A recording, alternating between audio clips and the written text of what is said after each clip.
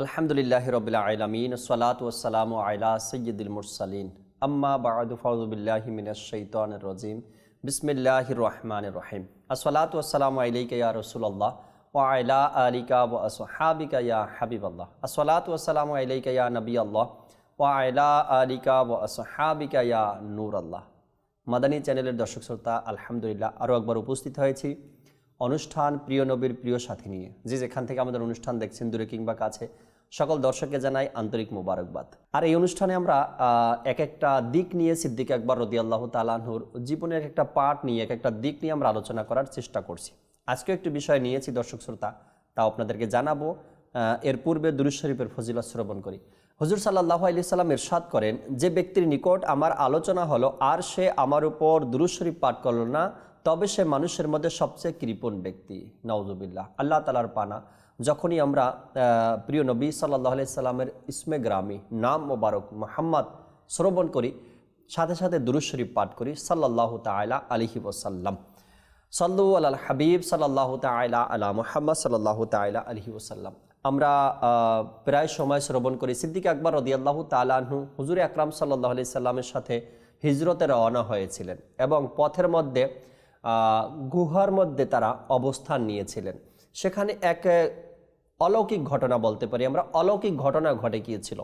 সে ঘটনা কি ছিল, এটার ব্যাপারে কোরআন ও হাদিসের মধ্যে কি এসেছে, এই বিষয়গুলো আমরা আলোচনা করার চেষ্টা করব। মদিনাতুল মুনাওয়ারায় হিজরতের সময় মক্কা মদিনার তাজেদার নবী মুখতার হুজুর সাল্লাল্লাহু তাআলা আলাইহি সাল্লামের আশিক, গুহা ও মাজারে আকদাসের সাথী হযরত সাইয়েদনা সিদ্দিক আকবর রাদিয়াল্লাহু তাআলা আনহুর জীবন উৎসর্গকরণের যে অন্যতম দৃষ্টান্ত স্থাপন করেছেন তা দৃষ্টান্তহীন। কিছু শব্দের পার্থক্য ছাড়া বিভিন্ন কিতাবেই এ বিষয়ে অনেক বর্ণনা পাওয়া যায়।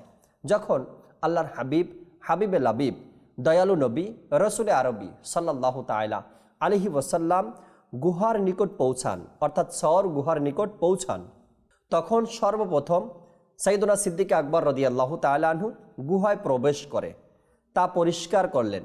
গুহার ভিতর সব কটি গর্ত বন্ধ করে দেন। শেষের দুইটি গর্ত বন্ধ করার জন্য কোনো কিছু পাওয়া গেল না।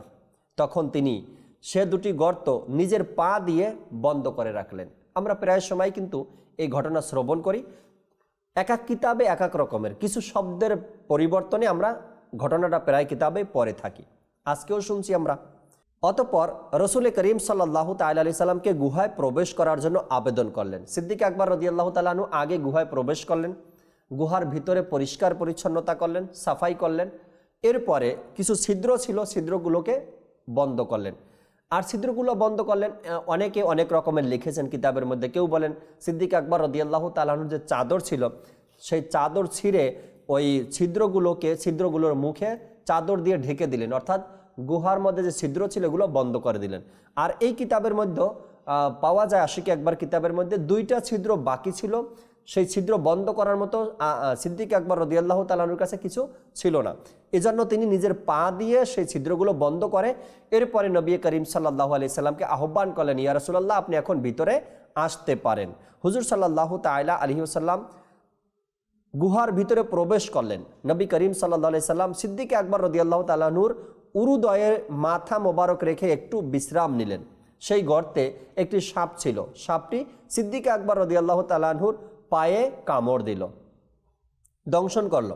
সিদ্দিক আকবর রাদিয়াল্লাহু তাআলা আনহু ইশক ও মহাব্বতের অনুপম আদর্শের উপর কোরবান হন, যিনি কঠিন যন্ত্রণা সত্ত্বেও মোস্তফা জানে রহমত সাল্লাল্লাহু তাআলা আলাইহি ওয়াসাল্লামের বিশ্রাম নষ্ট হবে ভেবে নীরবে ও নির্বিকারে রইলেন। অত্যন্ত যন্ত্রণা ও ব্যথার কারণে অনিচ্ছাকৃতভাবে সিদ্দিক আকবর রাদিয়াল্লাহু তাআলা আনহুর চক্ষুদ্বয় হতে অশ্রু বইতে আরম্ভ করল। যখন চোখের পানি কয়েকটি ফোঁটা প্রিয় নবী সাল্লাল্লাহু তাআলা আলাইহি ওয়াসাল্লামের চেহারা মোবারকে টপকে পড়ল, তখন উভয় জগতের বাদশাহ নবী করিম সাল্লাল্লাহু তাআলা আলাইহি ওয়াসাল্লাম জাগ্রত হলেন, জিজ্ঞাসা করলেন, হে আবু বকর, কেন কান্না করছো? নবী করিম সাল্লাল্লাহু আলাইহি সাল্লামের চেহারা মোবারকের উপরে সিদ্দিক আকবর রাদিয়াল্লাহু তাআলা আনহুর চোখের পানি যখন পড়ল, কেননা উরু মোবারকের উপরে মাথা মোবারক দিয়ে নবী করিম সাল্লাল্লাহু আলাইহি সাল্লাম আরাম করছিলেন।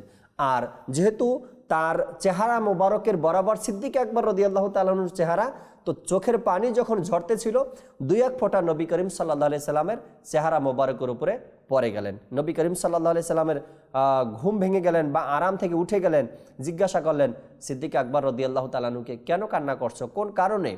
হযরত আবু বকর সিদ্দিক রাদিয়াল্লাহু তাআলা আনহু সাপে দংশনের ঘটনা আরজ করলেন, ইয়া রাসূলুল্লাহ, আমি দুইটা ছিদ্র বন্ধ করতে পারিনি, বন্ধ করার মতো কিছু ছিল না, আমার পা দিয়ে ছিদ্রগুলোকে বন্ধ করে রেখেছি, আর মনে হয় সাপে আমাকে কামড় দিয়েছে, দংশন করেছে। নবী করিম সাল্লাল্লাহু তাআলা আলাইহি সাল্লাম সাপে দংশনের স্থানে নিজের মুখের থুতু মোবারক লাগিয়ে দিলেন, সাথে সাথে ব্যথা দূর হয়ে গেল। সুবহানাল্লাহ। সত্যনিষ্ঠ ও ইশকের চূড়ান্ত পথ প্রদর্শক সৈয়দনা সিদ্দিক আকবর রাদিয়াল্লাহু তাআলা আনহুর মহত্ব ও সর গুহার ঘটনার দিকে ইঙ্গিত করতে গিয়ে অনেকেই অনেক রকমের কবিতা বলেছেন বা অনেকেই অনেক রকমের পংক্তি লিখেছেন। হযরত সৈয়দনা সিদ্দিক আকবর রাদিয়াল্লাহু তাআলা আনহু যখন শাহেনশাহে আবরার রাসূল আকরাম সাল্লাল্লাহু আলাইহি সাল্লামের সাথে গুহায় প্রবেশ করলেন, তখন অমুসলিমরা প্রায় গুহার কাছাকাছি এসে গিয়েছিল। গুহায় অবস্থান সম্পর্কে আল্লাহ রব্বুল ইজ্জত কোরআনে পাকের পারা 10 সূরাতুত তওবার 40 নম্বর আয়াতের মধ্যে ইরশাদ করেন, গুহায় যে তারা অবস্থান করেছেন, গুহার মধ্যে যে সিদ্দিক আকবর রাদিয়াল্লাহু তাআলা আনহু নবীর সাথে ছিলেন, হুজুর সাল্লাল্লাহু আলাইহি সাল্লামের গুহার সাথে ছিলেন, এ বিষয়ে আল্লাহ তাবারক ওয়া তাআলা কোরআনে পাকের সূরা তওবার 40 নম্বর আয়াতে ইরশাদ করেন। কানজুল ঈমান থেকে অনুবাদ, শুধু দুইজন থেকে যখন তারা উভয় গুহার মধ্যে ছিলেন। আলা হযরত রাহমাতুল্লাহি তাআলা আলাইহি সেই ঘটনার প্রতি ইঙ্গিত করতে গিয়ে সিদ্দিক আকবর রাদিয়াল্লাহু তাআলা আনহুর শান ও মর্যাদা তিনিও তার পংক্তির মধ্যে লিখেছেন বা তিনিও পংক্তি লিখেছেন। আল্লাহ তাআলা তার প্রিয় মাহবুবকে রক্ষা করার জন্য প্রকাশ্য উপকরণও সৃষ্টি করে দিলেন। যখন সিদ্দিক আকবর রাদিয়াল্লাহু তাআলা আনহু গুহায় প্রবেশ করলেন, নবী পাক সাল্লাল্লাহু আলাইহি সাল্লামও প্রবেশ করলেন। একজন মানুষ যখন অনেক দিন পরে কোনো রাস্তা দিয়ে হেঁটে যায়, চিহ্ন পরে থাকে, পায়ের চিহ্ন হোক বা আশেপাশের চিহ্ন হোক, চিহ্ন পরে থাকে। আপনি যখন ধুলা বালুময় একটা পাথরের উপর পা রাখবেন, সেটা চিহ্ন পরে যাবে। আপনি যখন কোনো অপরিষ্কার জায়গা দিয়ে আপনি চলে যাবেন, তখন ওই রাস্তাটা কিছু ময়লা, কিছু মাকড়সার বাসা, এগুলো পরিষ্কার হয়ে যাবে। তো যখন ওই গুহার মধ্যে সিদ্দিক আকবর রাদিয়াল্লাহু তাআলা আনহু আর হুজুর সাল্লাল্লাহু আলাইহি সাল্লাম প্রবেশ করলেন, একটা চিহ্ন পরে গিয়েছিল। আল্লাহ তাবারক ওয়া তাআলা তার প্রিয় মাহবুবকে রক্ষা করার জন্য প্রকাশ্য উপকরণও সৃষ্টি করে দিলেন। যখন জনাবে রিসালাত হুজুর সাল্লাল্লাহু আলাইহি সাল্লাম ও সিদ্দিক আকবর রাদিয়াল্লাহু তাআলা আনহুর সাথে গুহায় প্রবেশ করলেন, তখন আল্লাহ তাবারক ওয়া তাআলার পক্ষ হতে পাহারা দেওয়া আরম্ভ হয়ে গেল। গুহার মুখে মাকড়সা জাল বুনে ফেলল, এক পাশে কবুতর ডিম পেড়ে দিল। দাওয়াত ইসলামের প্রকাশনা প্রতিষ্ঠান মাকতাবাতুল মদিনা কর্তৃক প্রকাশিত 680 পৃষ্ঠা সম্বলিত কিতাব মোকাশাফাতুল কুলুব এর 132 নম্বর পৃষ্ঠায় রয়েছে। এসব কিছু মক্কার অমুসলিমদের গুহায় গিয়ে খোঁজ খবর নেওয়া হতে বিরত রাখার জন্য করা হয়েছিল। মহান আল্লাহ তাআলা সে দুটি কবুতরকে এমন অসাধারণ প্রতিদান দিলেন যে আজ পর্যন্ত মক্কার হেরেম শরীফে যে সব কবুতর রয়েছে সেসবগুলো সেই দুটির বংশধর। যেমনিভাবে সেই দুটি কবুতর আল্লাহ তাআলার আদেশে রাহমাতুল আলামিন হুজুর সাল্লাল্লাহু আলাইহি সাল্লামের হিফাজতের দায়িত্ব পালন করেছিলেন, তেমনিভাবে আল্লাহ তাআলাও হেরেম শরীফে সেগুলোকে শিকার করার উপর বিধিনিষেধ জারি করে দিয়েছেন। সুবহানাল্লাহ। যখন অমুসলিমরা, কাফিরেরা সেখানে কবুতরের বাসা এবং তাতে ডিম দেখতে পেল, দর্শক শ্রোতা, তখন তারা বলতে লাগলো, এই গুহায় যদি কোনো মানুষ থাকতো তাহলে মাকড়সা জাল বুনতো না, কবুতরও ডিম দিত না।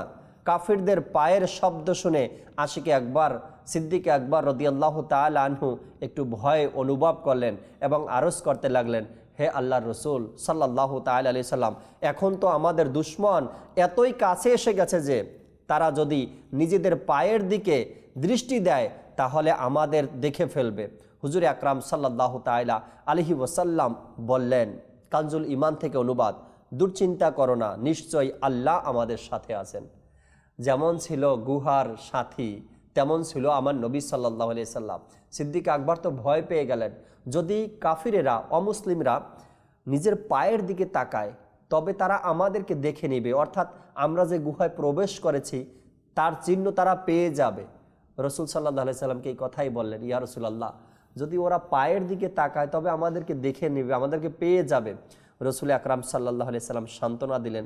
সূরা তাওবার 40 নম্বর আয়াতেই এসেছে, দুশ্চিন্তা করো না, নিশ্চয়ই আল্লাহ আমাদের সাথে আছেন। আলা হযরত রাহমাতুল্লাহি তাআলা আলাইহি এ বিষয়েও নিজের নাতের বইয়ের মধ্যে পংক্তি লিখেছেন। অতঃপর আশিক আকবর হযরত সাইয়েদনা সিদ্দিক আকবর রাদিয়াল্লাহু তাআলা আনহুর উপর প্রশান্তি নাজিল হলো। তিনি একেবারে নির্ভীক হয়ে গেলেন। আর হুজুরে পাক সাল্লাল্লাহু আলাইহি সাল্লামের চতুর্থ দিন পহেলা রবিউন নূর সোমবার গুহা হতে বের হয়ে মদিনাতুল মনোয়ারায় রওয়ানা হয়ে গেলেন। প্রিয় ইসলামী ভাইয়েরা, আলহামদুলিল্লাহ, মাহবুবে রব্বে আকবর হুজুরপুর নূর সাল্লাল্লাহু আলাইহি সাল্লাম এবং সিদ্দিক আকবর রাদিয়াল্লাহু তাআলা আনহু সার্থক ও সফল কাম হয়ে গেলেন। আর অমুসলিম কাফেরারা ব্যর্থ হয়ে গেলেন, ব্যর্থ হয়ে তারা ফিরে গেলেন। মাকড়সা গোয়েন্দাদের সব পথ রুদ্ধ করে দিয়ে গুহার মুখটিকে এমন বানিয়ে দিল যে গোয়েন্দারা সেদিকে যাবার চিন্তাও করল না। তারা হতাশ হয়ে ফিরে গেল। আর মাকড়সার ললাটে ধরল অবিনশ্বর সৌভাগ্য। মোকাশাফাতুল কুলুবে হযরত সাইয়েদনা ইবনে নকিব রাহমাতুল্লাহি তাআলা আলাইহি এভাবে বর্ণনা করেছেন যে রেশমের পোকারা এমন রেশম বুনল যা সৌন্দর্যের অনুপম, কিন্তু ওই মাকড়সা তার চেয়েও লাখো গুণ উন্নতি ও শ্রেষ্ঠ, কারণ সে গুহায় সরকারে দো আলম সাল্লাল্লাহু আলাইহি সাল্লামের জন্য গুহার মুখে জাল বুনেছিল। সুবহানাল্লাহ, সুবহানাল্লাহ। মাদানী চ্যানেলের দর্শক শ্রোতা, কেমন ছিল সেই মুহূর্তটা, কেমন ছিল সেই সময়টা, আর কেমন ছিল তাদের ভাগ্য যিনি নবী পাক সাল্লাল্লাহু আলাইহি সাল্লামের সাথে একাকিত্ব সময় কাটিয়েছেন গুহার মধ্যে। আর যারা গুহার মুখে জাল বুনেছিলেন, যারা সেই জালের উপরে ডিম পেড়েছিলেন, কেমন ছিল তাদের সেই সময়টা, কেমন ছিল তাদের সেই কাজগুলো, আর কেমন ছিল আল্লাহ তাআলার পক্ষ থেকে তাদের জন্য এই হুকুমগুলো। চিন্তা করতেই যেন চোখে পানি আসে। আল্লাহ তাবারক ওয়া তাআলা যাকে চান তাকে কিভাবে রক্ষা করেন, আল্লাহ যাকে চান তাকে কিভাবে ধ্বংস করে দেন। তো আল্লাহ তাবারক ওয়া তাআলা নবী পাক সাল্লাল্লাহু আলাইহি সাল্লামের একটা ছিল একটা উদাহরণ দুনিয়ার মানুষের জন্য যে কিভাবে হেফাজত করেছেন আল্লাহ তাবারক ওয়া তাআলা। কোনো ঐতিহাসিক লিখেছেন, হযরত সাইয়েদনা সিদ্দিক আকবর রাদিয়াল্লাহু তাআলা আনহু যখন শত্রুদের দেখে ফেলার ভয় প্রকাশ করলেন, তখন নবী করিম সাল্লাল্লাহু তাআলা আলাইহি সাল্লাম ইরশাদ করলেন, তারা যদি এদিক দিয়ে প্রবেশ করে তাহলে আমরা ওদিক দিয়ে বের হয়ে যাব। আশিক আকবর সিদ্দিক আকবর রাদিয়াল্লাহু তাআলা আনহু যখন সেদিকে দৃষ্টি দিলেন, তখন একটি দরজা দেখতে পেলেন, যার সাথেই এক তরঙ্গিয়াত সাগর, আর গুহার দরজা একটি নৌকা বাঁধা ছিল। এই দৃশ্যটাও একটা অলৌকিক দৃশ্য ছিল দর্শক শ্রোতা। যখন একটা দরজা দিয়ে, একটা গেট দিয়ে সিদ্দিক আকবর রাদিয়াল্লাহু তাআলা আনহু ভিতরে প্রবেশ করছিলেন, অন্য কোনো দরজা সেখানে ছিল না। সিদ্দিক আকবর পরিষ্কার করলেন, আমার নবীকে ভিতরে প্রবেশ করালেন। আমার নবী আসলেন, অমুসলিমদের পায়ের আওয়াজ পেয়ে সিদ্দিক আকবর বলতে লাগলেন, ইয়া রাসূলুল্লাহ, তারা যদি চলে আসে তো আমাদের কি উপায় হবে? রসুল করিম সাল্লাল্লাহু আলাইহি সাল্লাম বলেন, তারা যদি এই দরজা দিয়ে প্রবেশ করে আমরা ওই দরজা দিয়ে বের হয়ে যাব। আমার নবী ইশারা করেছিলেন ওই দরজা দিয়ে বের হয়ে যাব। সিদ্দিক আকবর রাদিয়াল্লাহু তাআলা আনহু এই দরজায় তাকিয়েছিলেন অমুসলিমরা চলে আসে কিনা। যখন আমার নবী ইশারা করলেন এই দরজা দিয়ে বের হয়ে যাব, আবু বকর সিদ্দিক রাদিয়াল্লাহু তাআলা আনহু ওই দরজার দিকে তাকালেন, এদিকে তাকালেন, তাকিয়ে দেখেন এদিকেও একটা দরজা, আর সামনে নদী দেখা যায়, আর সেই গুহার দরজার সামনে একটা নৌকাও বাঁধা রয়েছে। সব ছিল আল্লাহ তাবারক ওয়া তাআলার পক্ষ থেকে এক যেন সাজানো গুছানো এক পরীক্ষা, এক সময়, এক মুহূর্ত উম্মতের প্রতি কিভাবে আমার নবী সাল্লাল্লাহু আলাইহি সাল্লাম ভালোবাসা দেখিয়েছেন। প্রিয় ইসলামী ভাইরা, আপনারা দোজাহানের বাদশাহ হুজুর আকরাম সাল্লাল্লাহু আলাইহি সাল্লামের হৃদয় স্পর্শকারী মোজেজা অবলোকন করলেন, যা গুহার বিপরীত দিকে তারই নুরানি দৃষ্টির বরকতে গুহা ও মাজারের সাথী সিদ্দিক আকবরের সমুদ্র দৃষ্টিগোচর হলো। আর এভাবে রিসালাতের ফয়েজ দ্বারা তিনি শান্তি ও আরাম অনুভব করতে থাকেন। সুবহানাল্লাহ, সুবহানাল্লাহ। হযরত সাইয়েদনা ইমাম মুহাম্মদ বিন সিরিন রাহমাতুল্লাহি তাআলা আলাইহি বলেছেন, সিদ্দিক আকবর রাদিয়াল্লাহু তাআলা আনহু যখন মদিনার বাদশাহ হুজুর সাল্লাল্লাহু আলাইহি সাল্লামের সাথে গুহার দিকে গমন করেছিলেন, তখন তিনি কখনো নবী পাক সাল্লাল্লাহু তাআলা আলাইহি সাল্লামের সামনে যেতেন, আবার কখন পিছনে আসতেন। হুজুর আকরাম সাল্লাল্লাহু আলাইহি সাল্লাম তাকে জিজ্ঞাসা করলেন, এরূপ কেন করছো? সিদ্দিক আকবর রাদিয়াল্লাহু তাআলা আনহু জবাব দিলেন, যখন আমাদের খুঁজে বেড়ানো দুশমনদের কথা মনে পড়ে তখন আমি আপনার পিছনে এসে যাই, আর যখন মনে পড়ে দুশমনেরা হয়তো উৎপেতে আছে সামনের দিকে, তখন আমি আপনার সামনে চলে আসি। প্রিয় নবী সাল্লাল্লাহু আলাইহি সাল্লাম ইরশাদ করলেন, বিপদের এই পরিস্থিতিতে তুমি কি আমার আগে মৃত্যুবরণ করতে চাও? তিনি বললেন, মহান আল্লাহ তাআলার কসম, আমার ইচ্ছা ঠিক এমনটাই। অর্থাৎ হুজুর আকরাম সাল্লাল্লাহু আলাইহি সাল্লাম জিজ্ঞাসা করলেন, এই বিপদের মধ্যেও কি তুমি আমার আগে মারা যেতে চাও? সিদ্দিক আকবর বললেন, আল্লাহর কসম, আমার এটাই ইচ্ছা। আমি জীবিত থাকা অবস্থায় আপনার উপরে যেন একটা কোনো আচরও কেউ দিতে না পারে, এই জন্য আমি কখনো সামনে যাই, আবার কখনো আমি পিছনে যাই। প্রসিদ্ধ মুফাসির হাকিমুল উম্মত হজরত মুফতি আহমদ ইয়ার খান রহমতুল্লাহি তাআলা বলেন, হুজুরে আনোয়ার সাল্লাল্লাহু আলাইহি সাল্লামের জাহিরি ওফাত বিষক্রিয়া প্রবর্তন করার কারণে হয়। অনুরূপভাবে হজরতে সিদ্দিক আকবর রাদিয়াল্লাহু তাআলা আনহুর ওফাত হয়েছে সেই সাপের ধ্বংসজনিত বিষক্রিয়া ফিরে আসার কারণে, যে সাপ তাকে হিজরতের রাতে গুহায় কামড় দিয়েছিল, দংশন করেছিল। হজরত সিদ্দিক আকবর রাদিয়াল্লাহু তাআলা আনহু ফানাফির রসুল বা রসুলের মাঝে বিলীন হয়ে যাওয়া মর্যাদা প্রাপ্ত, কারণ তার ওফাত হুজুর সাল্লাল্লাহু আলাইহি সাল্লামের জাহিরি ওফাতের নমুনা স্বরূপ।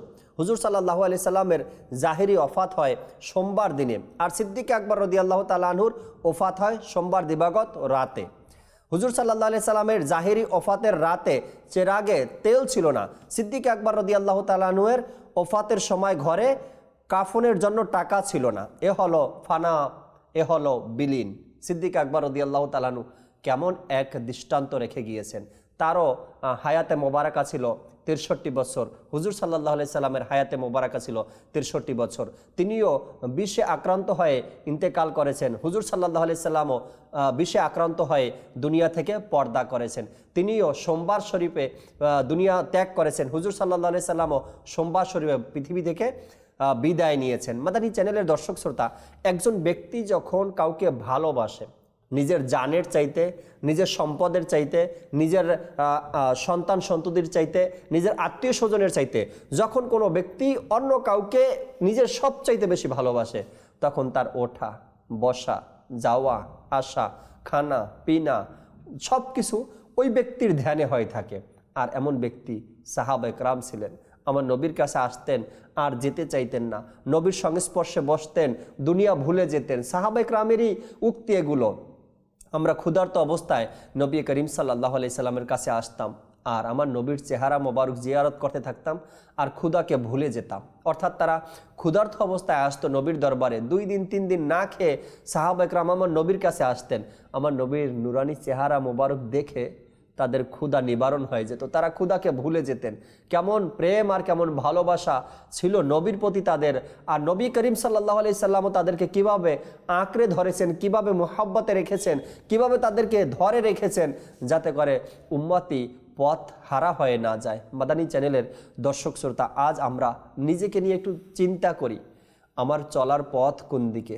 শরীয়ত যেটা বলে সেটাই কি আমার চলার পথ, নাকি শরীয়ত যেটা নিষেধ করেছে সেটাকে আমি চলার পথ বানিয়ে নিয়েছি? আজ আমার উদ্দেশ্য কোনটা? আমার উদ্দেশ্য কি জান্নাত অর্জন করা নাকি দুনিয়া অর্জন করা? আমার উদ্দেশ্য কি আল্লাহ তার রাসূলকে সন্তুষ্ট করা নাকি দুনিয়াকে সন্তুষ্ট করা, শয়তানকে সন্তুষ্ট করা? আমরা একটু আমাকে নিয়ে ভাবি, নিজেকে নিয়ে চিন্তা করি, তবেই দেখবেন আমাদের রাস্তাগুলো ওপেন হয়ে যাবে, খুলে যাবে। চিন্তা করার মতো তো মন মানসিকতা বা বিবেক আল্লাহ দান করেছে আমাদেরকে। একটু চিন্তা করি, আমার পথ চলার দিক কোনটা?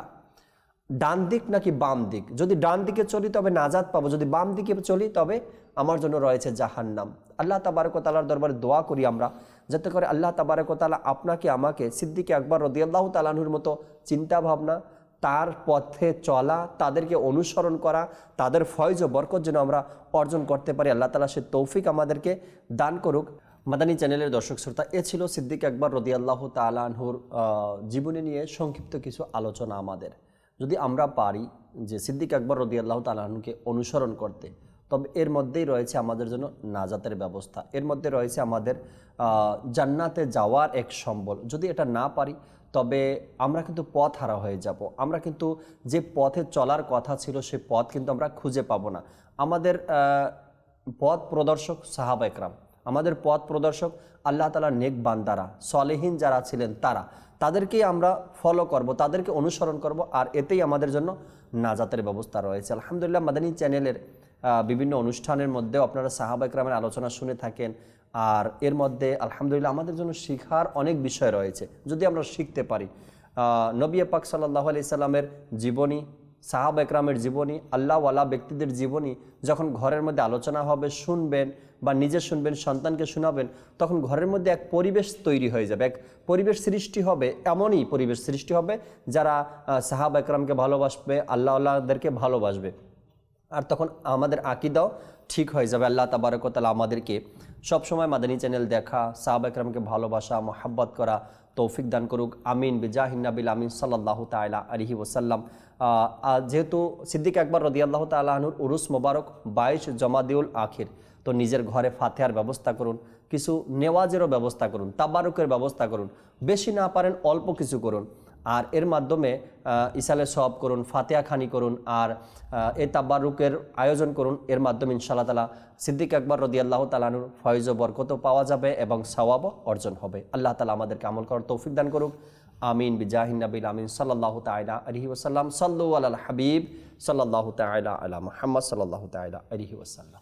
হাবিবে খোদার যিনি গোহর সাথী সিদ্দিকে আকবর, মাজার হলেন প্রিয় নবীর সাথী